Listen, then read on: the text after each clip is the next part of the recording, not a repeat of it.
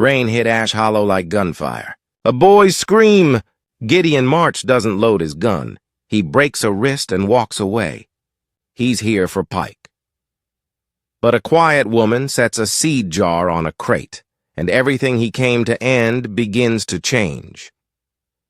Behind the smokehouse, a thug had a boy by the collar and a fist cocked. Gideon March did not shout. He looped his horse's reins over a fence post and stepped through cinder mud. One hand on the man's wrist, a turn, a clean pop. The boy spilled free and slid under the coal bin. The thug cursed and folded around his arm.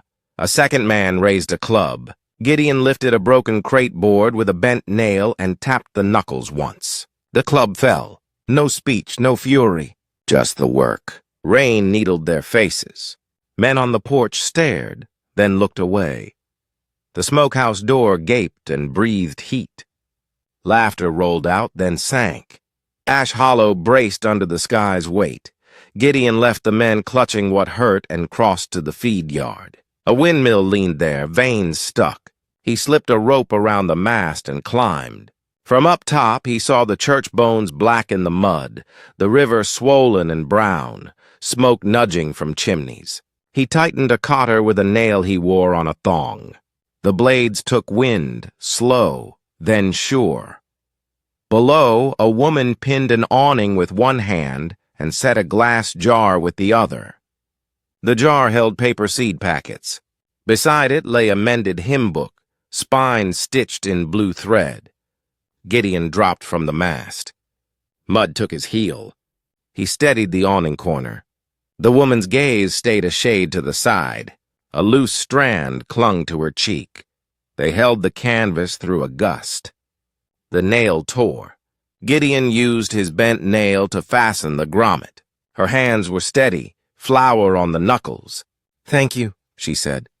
"Maribel," he hadn't asked. "Gideon," he said. The name settled like coals. "Wind eats things," she said. "I keep losing corners." She tapped the jar.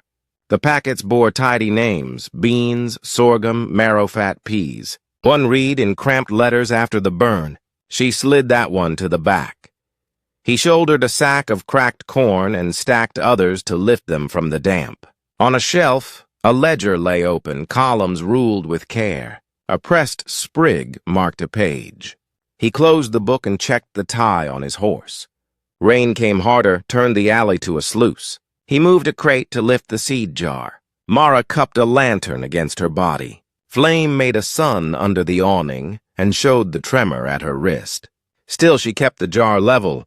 Gideon watched and learned what she chose to save first. Thunder rounded the flats. On the smokehouse porch, a branded man rubbed his neck. He met Gideon's stare and flinched. Talk under the eaves ran low, more breath than word. Pike. Gideon filed the name beside the cold that had lived in him since fire took his kin. Rain slackened to a steady pour. Across the street, the church ruins stood like the ribs of a horse no one meant to bury. Gideon walked there. Wet ash clung. He knelt and pressed 2 fingers to the soot as if reading notes left in a black margin. No prayer came. "I remember," he said. When he rose, a small sack lay at the broken step. Flour, tied with blue thread.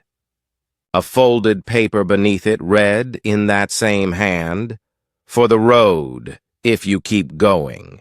He held the sack's weight a moment, then set it under the awning by the seed jar. "Downriver," a child cried. Gideon found the boy in a lean-to of barrel staves, a matchbox open on his knee. "Make them last," Gideon said. The boy nodded. Gideon tore a strip from his sleeve to bind the scraped hand and left an apple from his saddlebag. It thumped once in the boy's palm. Gideon did not stay for thanks. By dusk, wet hay and wood smoke braided the yard's smell. Inside the smokehouse, a fiddle began, one string sour. Gideon stood under the eave drip and counted breaths the way men count bullets. 1, 2, 3, 4, 5, 6. Then let the air go slow. Mercy lay in his mind like a blade's flat, not its edge. He wondered if a man could carry it without cutting himself open. Mara set the hymn book on a dry crate and smoothed the blue stitches. "Sunday we meet by what's left," she said. No roof yet.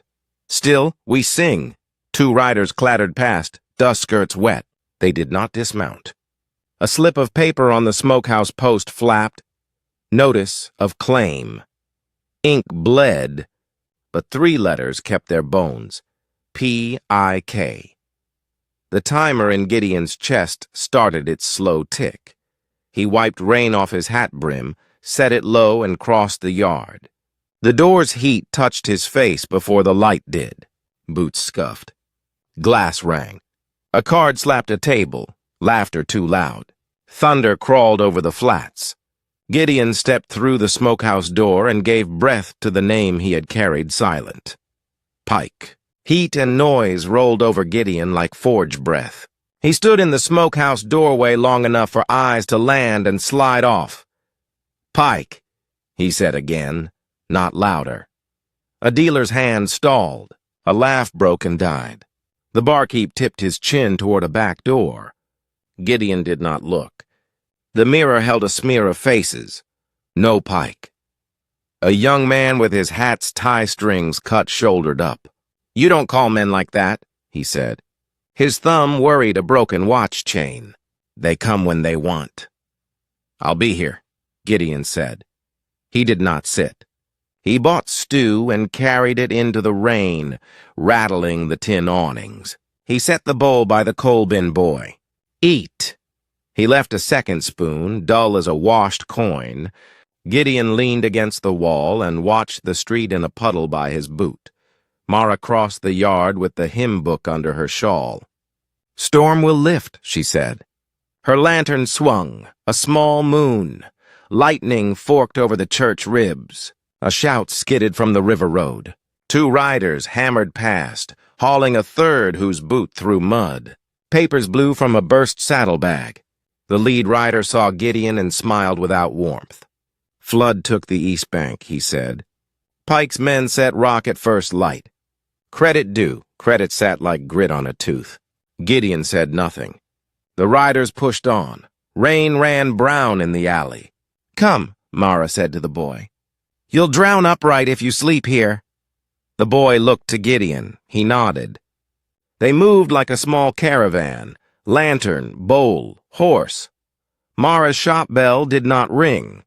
The clapper hung by a ribbon of blue thread. Inside, the air held soap, shelves with jars and paper twists. A kettle waited on an iron stove blackened to a shine. The seed jar sat high above the ledger. Gideon fed the stove. The kettle spoke.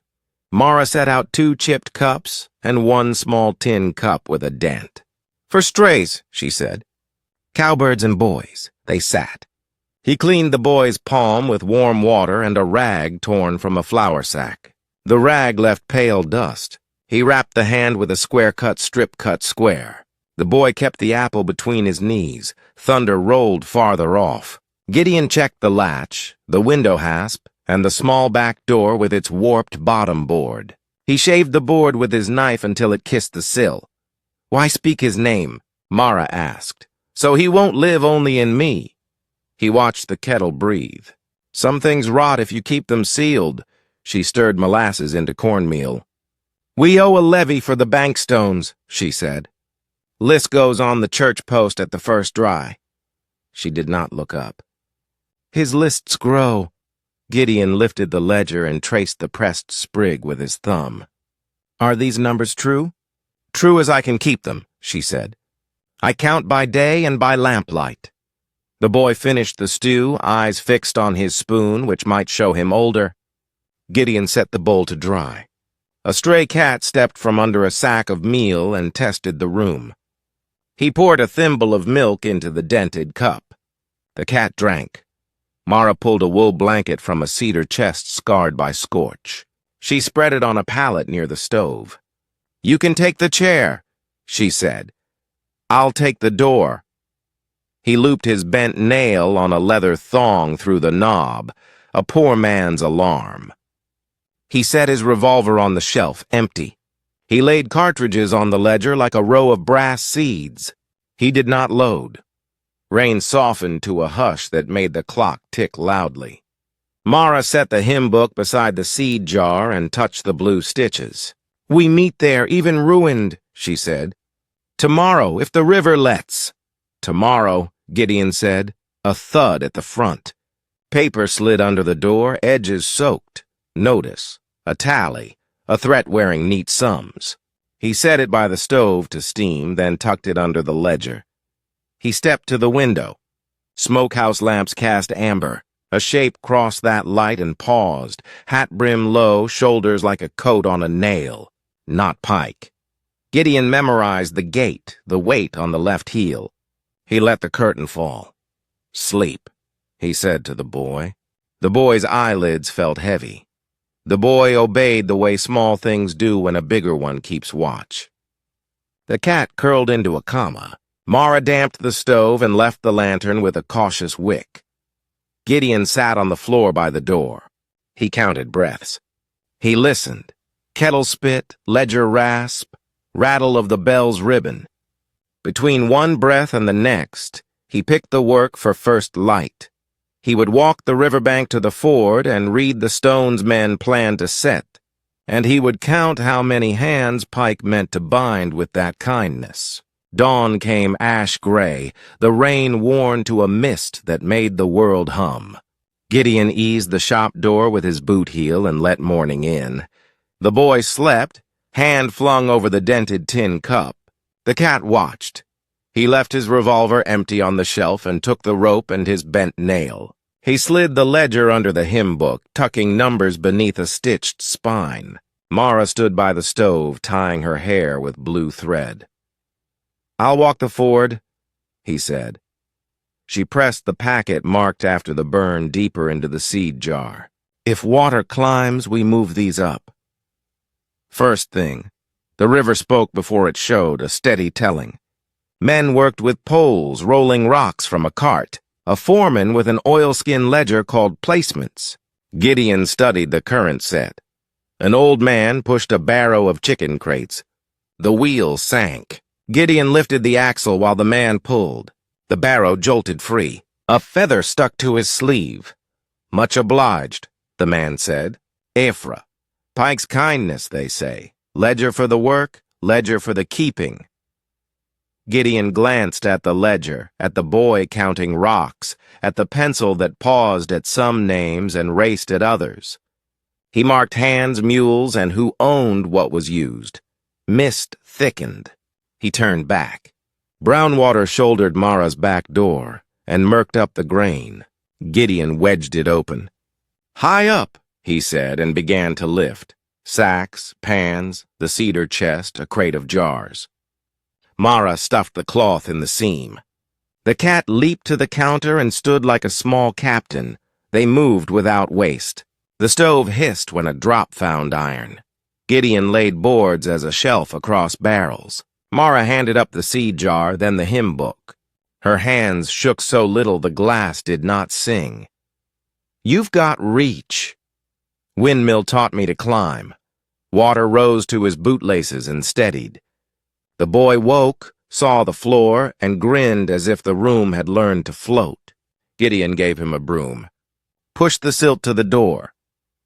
They boiled coffee from rainwater and baked corn cakes on the stovetop. Gideon flipped them with his knife. The boy ate fast. Mara took small bites. On the counter sat a tin locket without its chain. Mara thumbed it and set it by the hymn book. Gideon did not ask. "Ephra's chickens need height," he said. "I'll fetch crates. You'll come right back," she said. He went. The street was a sheet of slow water. At the river track, Ephra wrestled with a rope and a stubborn goat. Gideon tied a bowline one-handed, looped the goat snug, and lifted the crate onto the rocks. "She'll stay." When Gideon returned with 2 empty crates and straw, a line of blue thread ran from the shelf to the beam. Dishcloths hung like flags of a small nation. The boy had swept a crescent of silt to the threshold. The cat batted one grain. He touched his revolver, the 6 brass seeds beside it, then set it back down, still empty. He tacked a strip of leather as a drip guard over the door gap. The rain thinned. Through the window, the church ribs cut a darker seam against a lifting sky. Mara lifted the hymn book. "We sing at noon," she said. "Roof or no?" She looked at the seed jar, then at him. "Will you stand with us?" He thought of the ledger, the coal bin boy, the name Pike written into rain. He would stand there. At the ruins, a circle gathered. Women with shawls damp at the fringe, men with hats in hand, Ephra smelling of goat. The pastor's wife set a cracked plate on a charred beam to catch coins for a neighbor's medicine. The plate moved hand to hand. They sang low, not to chase the storm, but to steady breath. Gideon did not know the tune. Mara's voice was small and sure. The boy leaned his shoulder against Gideon's leg. When the song thinned, the foreman in oilskin came up the path with his ledger. He nailed a notice of levy to the church post. Ink bled, but the sums were clear. "Due on the 7th day," he said. Mara studied the numbers as if they were a language she might one day teach a child. She pulled the blue thread tighter in her hair. "All right," she said. Gideon watched the town take the paper the way a body takes a bruise. Heat rose in him, a wish to keep her hands on seeds and books, not levy boards and hammers. The boy tugged his sleeve. "You'll stay?" he whispered. Gideon didn't answer. He picked up the cracked plate and set it square. Clouds thinned. A hawk hung over the river. The smokehouse door opened. A man stepped into the light, brand puckered on his jaw, and a left-heel hitch Gideon knew from the window. The man smiled. "Pike heard you're looking," he said. Gideon said nothing. He measured the hitch again and waited for the rest of the message to land. The branded man tipped his hat as if greeting the weather. He had a scar like a hook near his eye and a tooth capped with brass. He held one glove in his teeth while he lit a match on the church post. The sulfur hissed like a snake. "Name's Rook," he said around the glove. "Pike's rider. You set to mind your own?" Gideon looked past him to the river stones stacked like a promise with strings attached. He held no weapon. His hands hung open. "I'm set to mind numbers that eat the poor." Rook laughed low and spat the match into ash. "Numbers don't eat. People do." He flicked the notice board with his glove. "You sing here on Sundays?" "Sing about payment on the 7th, or there's no hymn book left to mend." Mara closed the hymn book she carried, the blue stitches tight under her thumb. She did not say a word. The pastor's wife collected the cracked plate, coins cool as river stones. Gideon stepped a half pace so his shoulder blocked Rook's view of the boy. Rook watched the move and smiled. "You broke a wrist last night and think it makes you king?" He reached to tug the blue ribbon that hung from the bell clapper. Gideon took his wrist without heat and set it back at his side. "No snap, no show." Rook's eyes narrowed. "Heard your name, March. Heard your brother burned in a barn meant for someone else. Heard you ride and you wait and then you make a mess." He leaned close enough that Gideon could smell cardamom and smoke on his breath. "Pike likes neat things." "Then tell him to put his books in the open," Gideon said. "We'll all see how neat he writes." Rook stepped back. "You got the kind of mouth folks bury." He touched the brand on his jaw as if to remember a lesson. "Pike eats at noon. You can ask him yourself." He walked away with that left heel hitch. The town resumed breathing a piece at a time. The hawk shifted a feather. Mara tied the blue thread at her nape tighter. "Fortify," she said, not to him, not to anyone, but the word hung like a nail ready to take weight. They went to work. Ephra hammered braces on his chicken crates and strung a clothesline between 2 sycamores. Gideon slung planks across barrels in the shop to keep his feet dry. He shaved the back door smoother so it would close against silt. He lifted the cedar chest to the top shelf they had built and wedged it with seed sacks. The cat rode on the chest like a river captain and approved with a slow blink. Mara took chalk and wrote small lists on the back of a flour label. Oil, salt, tin for patching, lamp wick, beans to trade if need be. She pinned the list to the ledger with the pressed sprig as a marker. She lifted the tin locket and slid it into her pocket. Not to carry sorrow, but to keep both hands free. Plan A was simple. The way knives are simple. Keep the shop dry, keep the seed safe, keep the boy fed, pay no coin not owed. Plan B fit into a bent nail and a coil of rope. If Pike's men came raking, they would slip out the back and run the alley to the mill ladder where the wind kept mud thinner. Gideon tied a loop in the rope that fit Mara's palms snugly. "Say it back," he said, not unkind. "Back door," Mara said. "Alley, ladder, rope, jar, book." She touched each as she spoke. The boy echoed the words without being told. The cat yawned like an old bellows. Gideon cut boards into wedges and set them beneath the awning posts, so wind would not chew the corners again. He placed a length of rawhide over the awning's torn grommet and fixed it with his bent nail. The nail winked like a tiny star in dull cloth. He filled 2 canteens and set them above the stove. He moved the cartridges from the open shelf to a tobacco tin with a lid that clicked shut. He still left the revolver empty and in reach. Mara strung the blue thread across jars as a trip line for a door that might open slowly. She set the hymn book under the thread like a weight for prayer. She took a small knife, the kind women use to peel apples, and tucked it into her apron seam. "I will not cut unless a hand touches what it should not," she said to the shelves. Afternoon thinned toward noon. The smokehouse let out a bellied smell of onions and grease. Rook lounged outside with 2 men, one with a saddlebag full of papers, one with a toothpick. He worried like a plan. They watched the shop. Gideon did not blink at them.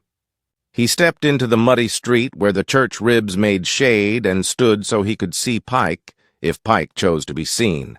Pike did not appear. A boy in a new waistcoat came instead, carrying a tin cash box and a folded oilskin. He walked as if he had been told to practice walking. "Levy for stones," he announced. He set the box on the church step. The oilskin he nailed beside the notice.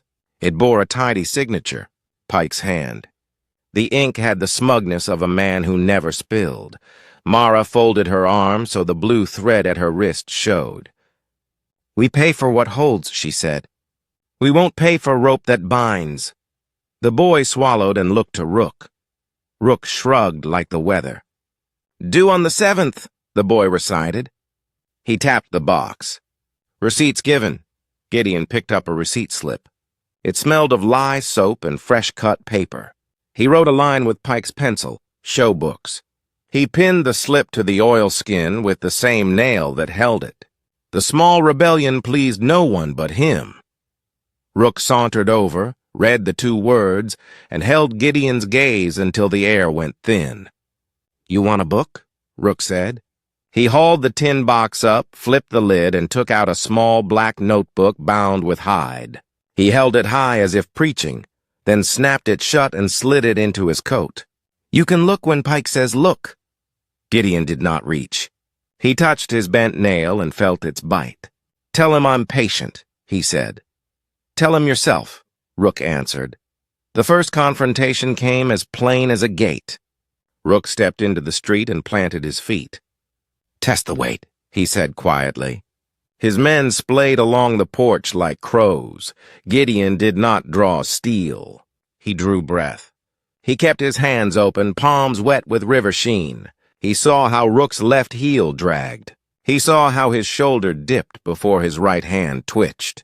He stepped into Rook's space with a carpenter's calm, turned the glove hand, pressed the brand scar against the rim of the cash box, and held it there long enough for memory to rise and be seen.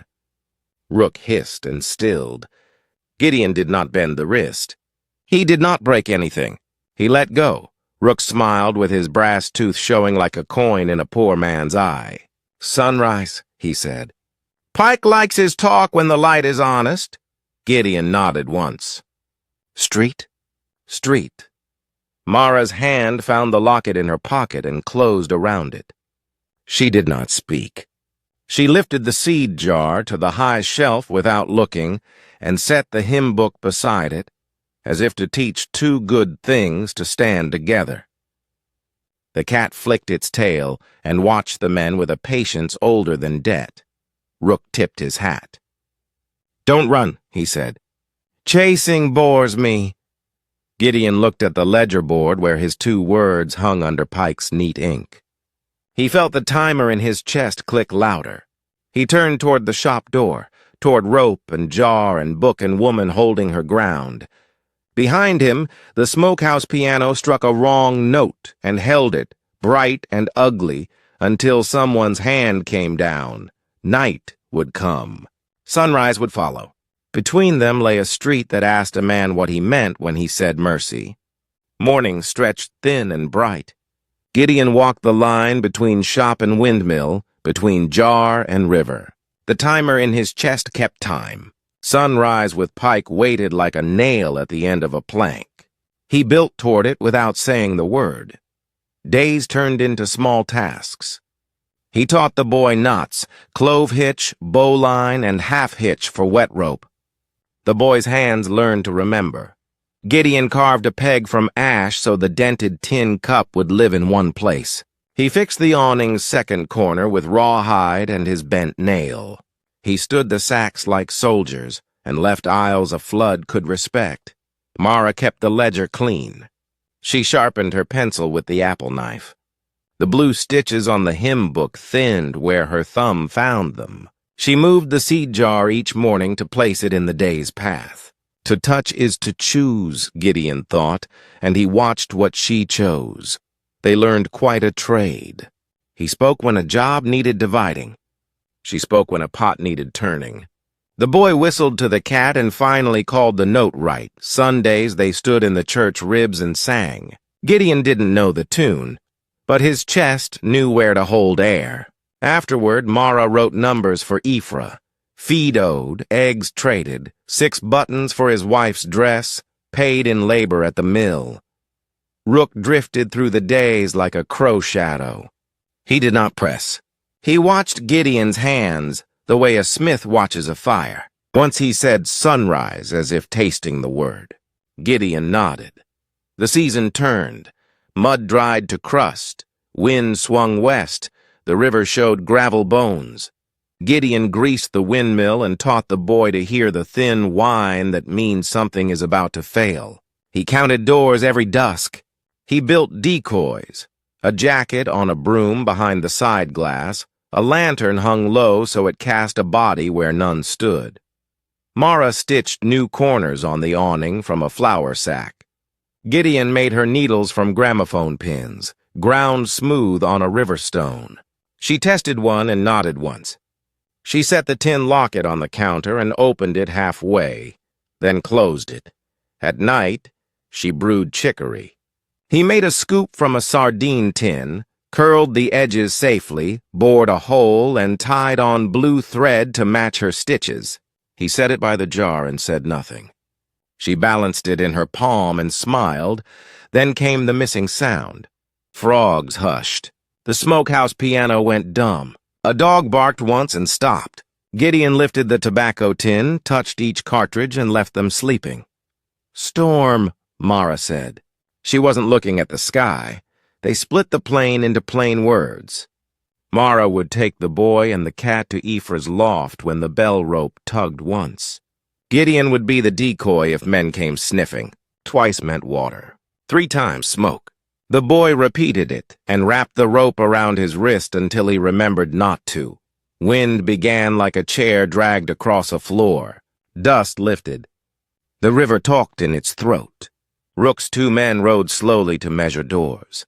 Gideon set his jacket on the broom and hung the lantern just so.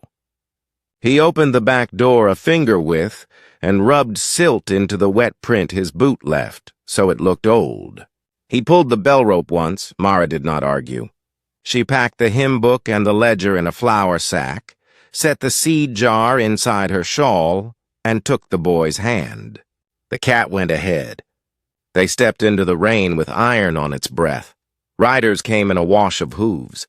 They moved like men searching for a lost thought. One slit the decoy jacket. "Empty," he said. Another fired at the lantern. Glass fell like ice. Gideon stayed 2 breaths beyond fear. He took the mill's ladder shadow and ran a rope along the lowest rung. He lit a false fire in a trash barrel with oiled rags, then kicked it onto wet board so it smoked without catching. Smoke draws eyes. Heat makes men careless. The first rider found the smoke and shouted. Another kicked the shop door and cursed at the bell thread that dragged his boot. The ledger's pressed sprig fell and stuck to his heel like a green bruise. Gideon moved in the seam between shouts and set a board to trip a horse. The horse stumbled. The shot went to the sky. No one bled. That mattered to Gideon like a vow kept. He slipped back to the alley and climbed the mill ladder, waited on the crosspiece, and let his breath slow. Below, the men turned in circles, angry at their confusion. Rain arrived heavy still. It erased tracks and excuses. It gave Gideon cover to hide in daylight. He watched them through the downpour and learned what he would need at sunrise. They feared not bullets, but proof. He went to look for it. Rain pinned the town into smaller shapes. Gideon moved through its seams, jacket slicked dark, hat brim shedding beads that ran like mercury. Men cursed at the smoke and wet matches. The decoy jacket lay cut, lantern glass in the gutter glittering like a poor man's stars. He tracked the thing they feared. Not a gun, but a book. The smokehouse had a back hall that smelled of fat and stale beer. A door at the end wore a brass knob and a new keyhole.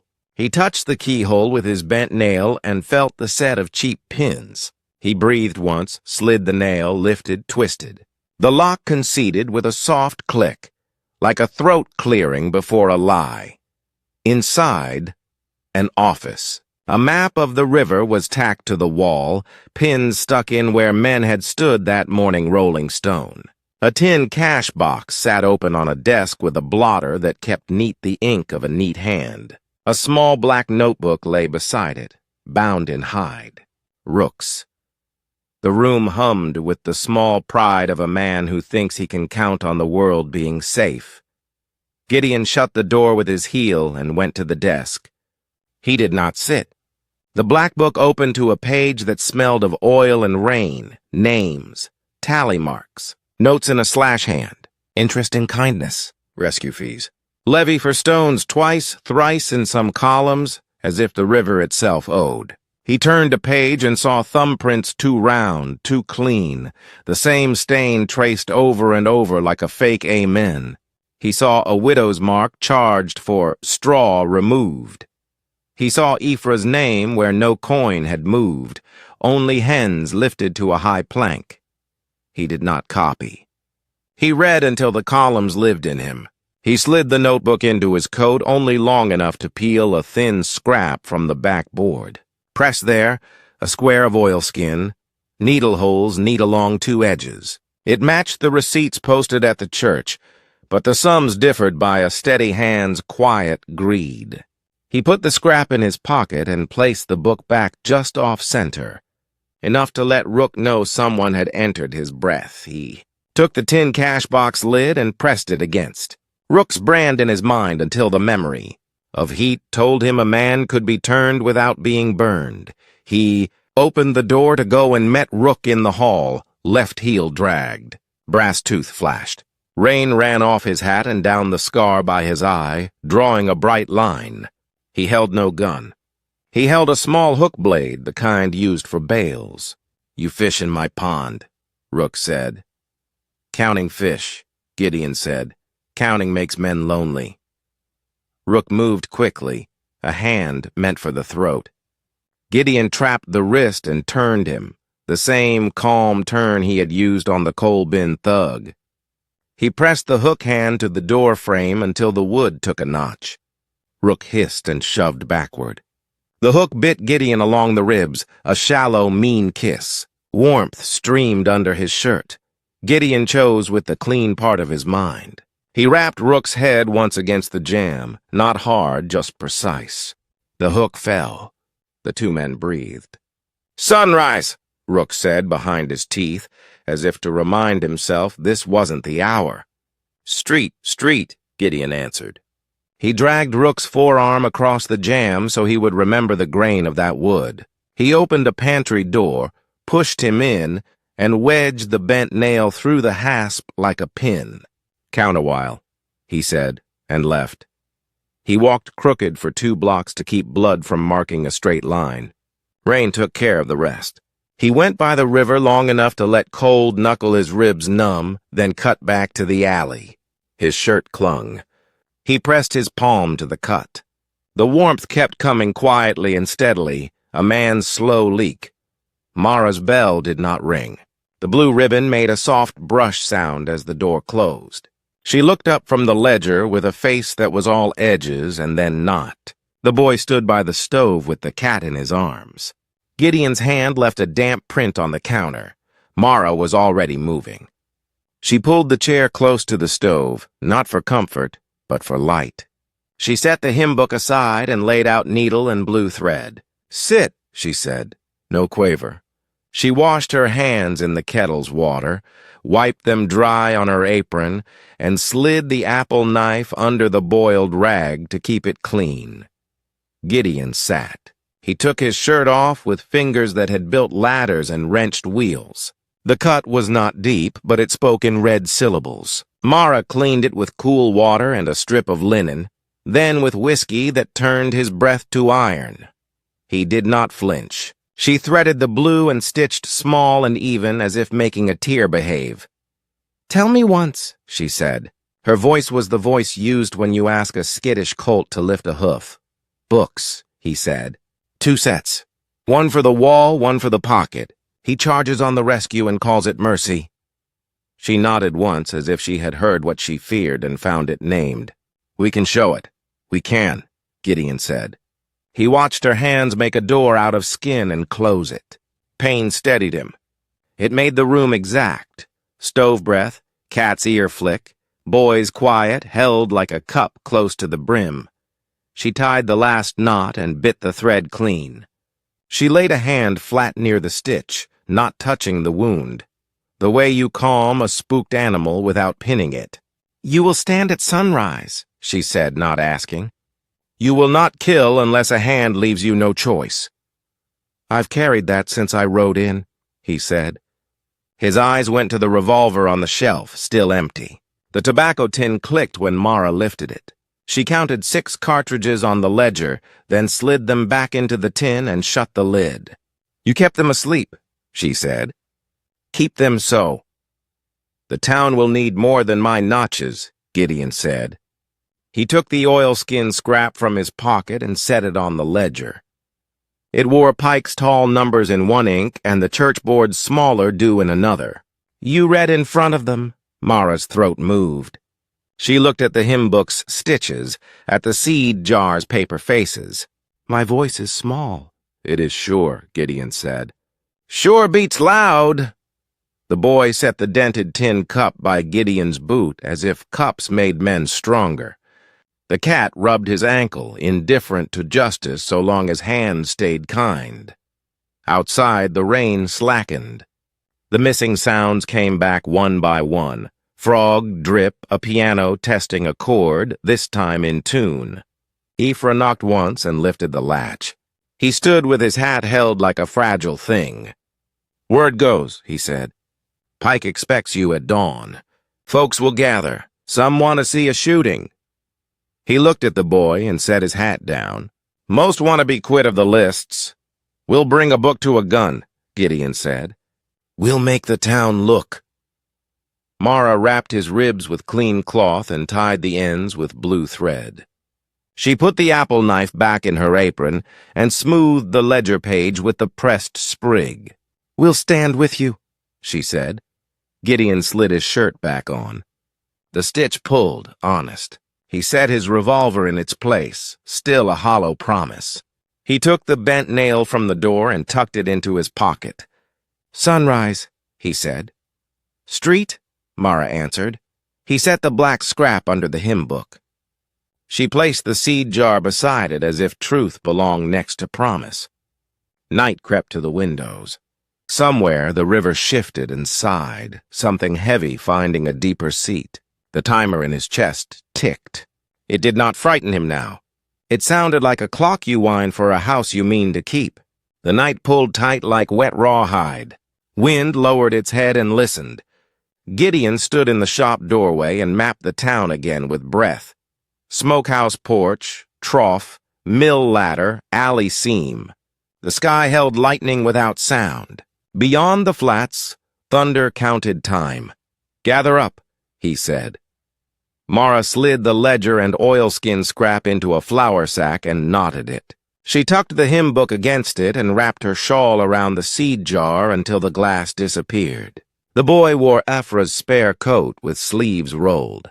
The cat waited like fog at the ankles. "If they come for the book," Gideon said, "you go to Ephra's loft. If the rope tugs once, take the windmill ladder. If it tugs twice," the boy asked. "Water?" Mara said. "3 is smoke." Gideon pinned the back door hasp with his bent nail. He looped the bell thread to his belt. He set the empty revolver at his back, metal to remind his hand what it would not do first. The missing sound spread, frogs mute, a dog cut off, the smokehouse piano losing nerve. Wind shifted east. He pulled the rope once. Mara lifted the sack and the jar and nodded to the boy. Afra's shadow moved in the alley. They slipped through rain as thin as breath. The cat flowed ahead and vanished. Gideon stayed. He set the jacket on broom behind the side glass and angled the lantern so it cast a body where none stood. He dragged a wet crate to throw sound into a corner he wasn't in. He fed a trash barrel 2 oily rags and coaxed smoke without flame. Then he let the dark hold him. Hooves. Men. Rook's left heel marked the rhythm like a flaw in a song. "Take the ledger," said the man with the toothpick. "She keeps numbers like a priest." The first rider hit the tripboard and swore.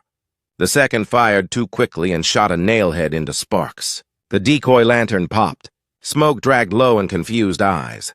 Gideon slid a wedge under the back door to stop it at a hand's width. A hand came through. He set his palm on the wrist and waited until panic beat like a trapped bird. He let go. "He's in there!" someone hissed. He wasn't. He ran to the mill and took the ladder's second rung, not higher. He tied the rope he'd rigged to the lowest crosspiece and looped it across the alley mouth. Rook came first, quick despite the hitch. His horse caught the rope and went to its knees. Rook rolled clean and rose with his hook blade. He didn't throw it. Gideon slid back into the rain. Shots cracked. 3, then a lonely one. Glass died somewhere. Gideon kicked a bucket to send a ringing west. The toothpick man chased the echo. Gideon threw another sound farther on. Afra's loft took in Mara and the boy. Their silhouettes crossed a slit of lamplight, then the wick went down. A knot in Gideon eased. Rook stood breathing in the alley, rain turning his scar bright. He listened. He could listen. "Sunrise," he said to the dark, as if the word might fetch the hour. "Don't let the book walk," the toothpick man said. "It already has," Rook answered. Almost admiring, Gideon led them wide, past sycamores to the ford, where stones showed like old vertebrae. He shoved the smoke barrel into the wind so it walked the track. Riders chased the smudge and found puddles that looked like depth. One horse balked. Another splashed and sprawled, dumping its rider into the cold that slapped him alert. No one bled. Choosing that turned in Gideon like a whetstone. He kept choosing. Rain thickened, then thinned. The storm held off, curious. Gideon circled behind the smokehouse, heard men curse at a cheap lock learning a new trick. He left them to it. He tugged the rope twice at Ephra's, water enough to lift boards, not drown. Afra would brace sacks. Gideon moved on, a seam of wet inside, bigger wet. The riders were tired of chasing noise. Doors latched. Curtains took back the windows. Tallow and fear cooled into talk. Gideon stood in the church ribs where wind slid through bone. He ate the bread square, paper and all, but the last corner, steps behind, Mara, the boy. Aphra with his egg crate repurposed for dry sticks. "We're set," Mara said. "Nothing touched that shouldn't." He looked east. A lighter seam rode itself where night cracked. The bell rope hung on the post. No clapper, only blue thread. The cat appeared and shook rain from its whiskers as if to bless the ground. Rook walked into the street and stood with his hands easy. His men looked smaller in first light, the way threats do when named. Farther down, the smokehouse door opened like a slow page. "Sunrise," Rook said. "Street," Gideon answered. He stepped from the ribs into open ground where aim could be judged by all, not just himself. The storm waited beyond the flats. The town gathered with breath caught between their teeth, held, not yet released. For now.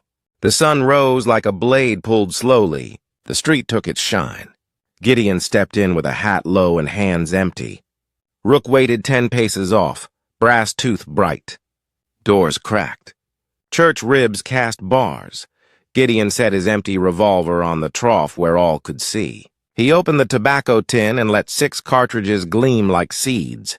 He looked at them, then at the town. "2," he said. He put 2 in, left 4 bright on the wood, and clicked the cylinder shut. He didn't holster. He held the gun low, a hammer meant to fix, not break. Rook watched. "You trust a crowd?" "I trust a choice," Gideon said. The smokehouse door swung wide. Pike came out tidy as his ink, hat brim sharp. He didn't look at Gideon first.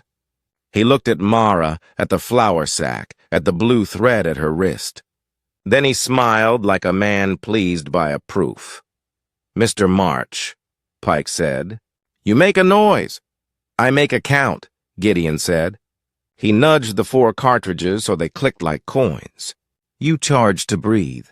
You keep 2 books. 1 for the wall, 1 for your pocket." "Bring them," Pike laughed softly. He lifted a hand. The waistcoat boy came with a cash box and a black notebook. Rook's eyes flicked once. The kid set the box on a barrel and hugged the book. Mara stepped forward. She set the flour sack on the church step, took out the hymn book, and laid an oilskin scrap on its cover. "These numbers don't match," she said, steady, not loud. "Receipts at the post, ledger in the smokehouse. Same names, different sums." Pike's smile held. "Stormwater smears ink. Totals blur." "Totals don't blur in the same direction," Mara said. She pointed. "Ephra owes twice for stones set once. Widow Lane pays for straw removed that never moved. Rook's book rounds up. The church list rounds down.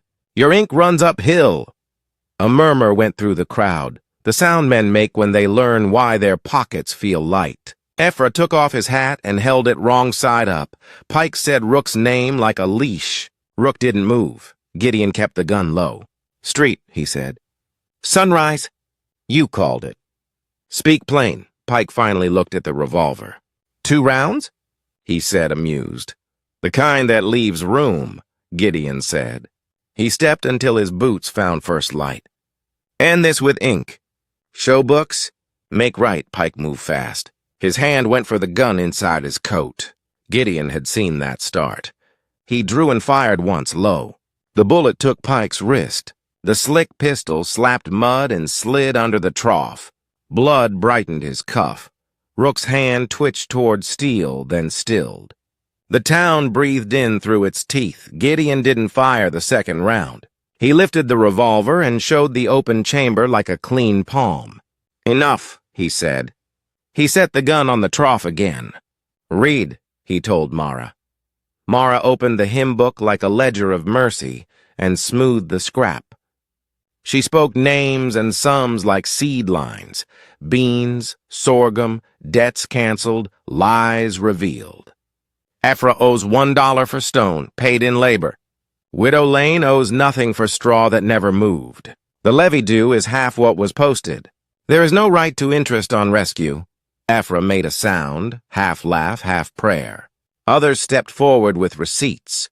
Mara matched lines. Each mismatch was another nail pried free. Pike pressed his wounded wrist to his belly and tried to smile. "You think this town runs without my credit?" "It runs on work," Gideon said. "On honest sums." He looked at Rook. "And on men who can change their jobs." Rook weighed the street. He looked at the black book, at Mara's blue thread, at the boy with the cash box shaking like a ruck in the wind. He spat the brass tooth into his palm, stared, then pocketed it. "The books don't match," he told the town. He had me write lines thicker. Pike turned, shocked that a leash could snap. "You ungrateful, you'll live," Gideon told Pike. "Stand here while the town takes itself back." Ephra stepped to Pike and took the book. Pike didn't stop him. Hands came. Coal bin boy's mother, a teamster, the pastor's wife. The book passed from palm to palm. Lies looked small when many eyes read them. Mara closed the hymn book and tied it with a blue thread. "We'll copy the right sums," she said. "We'll post them at dusk." Gideon pushed the 4 sleeping cartridges into the tin and shut the lid. "Enough guns for one day," he said. The held storm let go of a rumble. The river answered. Pike swayed, then straightened. "This isn't finished," he said. "It is," Gideon said. "There's mending after finishing." Blood ran down his side where the knight's stitch had pulled. Mara saw it first. She lifted the flour sack and the hymn book and turned toward the shop. "Come," she said. "We have work before dusk." Gideon followed, finally breathing. Mara got him inside before the street remembered to breathe. The shop felt warm as a palm. She set the hymn book on the counter, slid the flour sack beneath, and took Gideon's elbow without asking. The boy latched the door and laid the bell ribbon across the knob. The cat circled and scolded. "Chair," Mara said. He sat. The stitch at his ribs had torn. Blood spread through the shirt. Mara cut the cloth away, rinsed the wound with water, then whiskey. He gripped the chair rung and watched her turn pain into work. She threaded blue and set her needle. The boy held the dented tin cup for him to bite. He didn't. He counted 6 slow breaths, then 6 more. "Lucky for you," Mara said. "I learned to mend where fire left thin skin." She stitched small, even. Ephra stepped in with his hat to his chest. "Town's copying the right sums," he said. "Rook's watching Pike so he doesn't add a lie with his mouth." He looked down. "Folks say your bullet was kind." "Kind leaves room," Gideon said. Mara tied the knot and pressed a clean cloth in place. She wrapped him again and anchored the bandage with blue. "Eat," she said, and put bread with honey in his hand. He ate. Honey tasted like a promise kept. The boy poured water. The cat settled on his boot and purred. Outside, the church ribs threw short shadows. Hammers talked lightly. Rook came to the doorway and touched his hat with 2 fingers. The brass tooth was gone. "Books are posted," he said. "Half the town is smiling." His gaze flicked to the bandage. "You stood clean. You can stand that way, too," Gideon said. Rook nodded. "I'll try honest work. Pike rides at dusk." He left. Mara lifted the seed jar and turned it slowly. The packet marked after the burn rode near the front. She tapped it. "Time to put these in the ground." "River will let it," Ephra said. "Stones hold now the counting is straight." Afternoon uncoiled. They carried boards to the sun. Neighbors brought nails and sacks. Gideon, moving carefully, braced the awning posts and built a narrow porch so feet could be clean. He showed the boy how to sink a nail flush and not split wood. Mara chalked new columns in the ledger, neat as stitching. She wrote paid in full beside names bent under false sums. Wrong receipts went to the barrel and turned to ash. New ones dried on a string under the awning. Toward evening, Gideon walked with Mara to the church ribs. Ephra and 2 others had raised a single beam, a line under a sentence. The river muttered lower. Mara held the oilskin scrap and a charcoal nub. She wrote the right sums on a fresh board and pinned it to the post. She set the hymn book on a brick. "Let's name the day," she said. "Name it," Gideon said. "Set right day," she answered. They planted in the last light. Mara cut shallow rows behind the shop where Ash had once lain. Gideon knelt and didn't mind the pull of the thread. The boy tipped seeds into his palm. They placed them steadily, not quickly. "After the burn," the packet said. "After." The cat sat guard. When the rows were watered, Mara opened her tin locket. Inside lay a curl of hair and a smoky scrap. She touched both, then set the locket in Gideon's hand. "Hold for a while," she said. "Why me?" "Because you'll stay for a while," she said. He closed his fingers around it. "Then I'll make a token, too." He took his bent nail and looped blue thread through the hole near its head.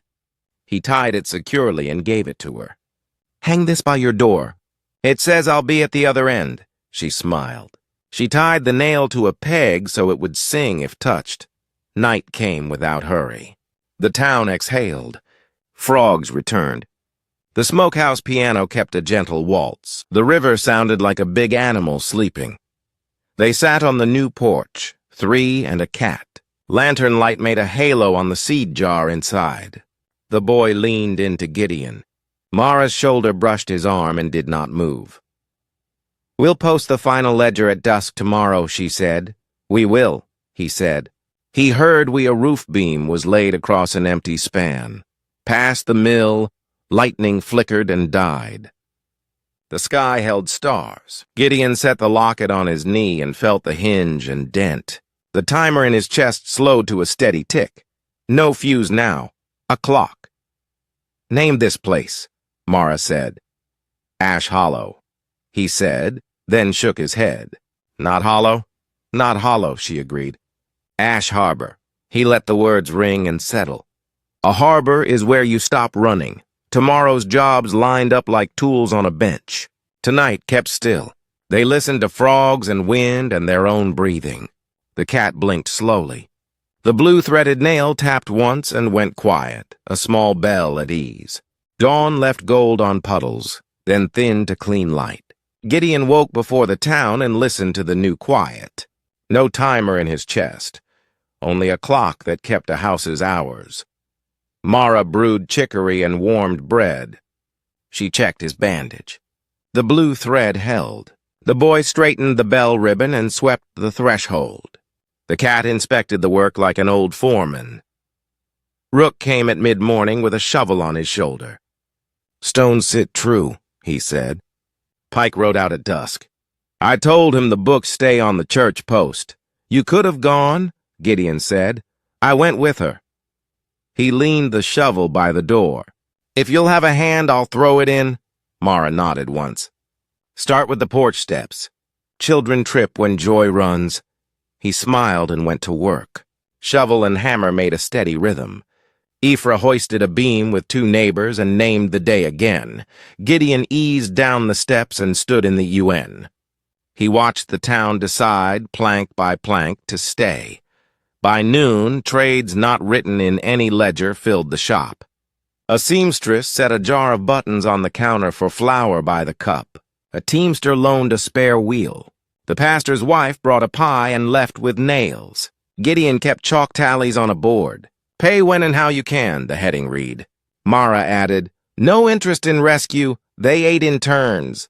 Gideon took his bread last, leaning where the blue-threaded nail sang faint in a breeze. He touched the locket in his pocket and felt its dent. The afternoon cooled. Shadows drew lines where walls would go.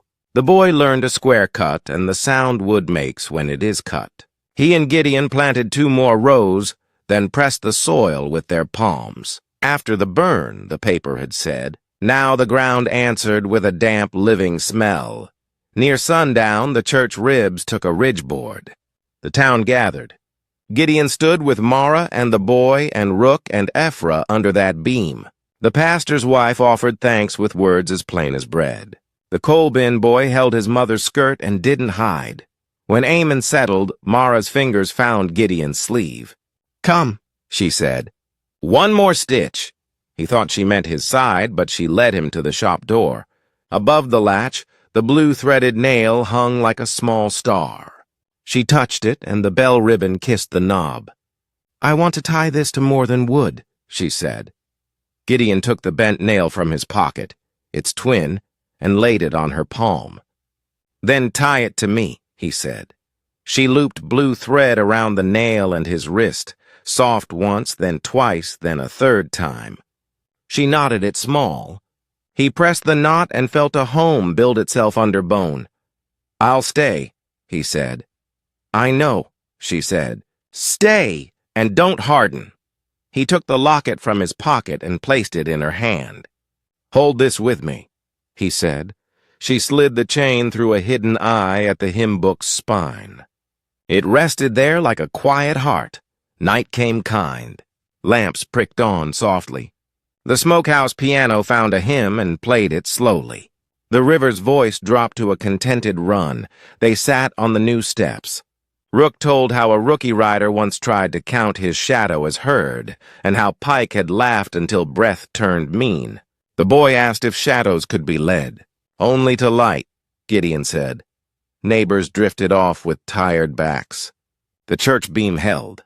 The ledger on the post hung straight, sums honest and visible. No one stood guard. Mara touched the seed jar through the shawl. "Tomorrow we stake rows," she said.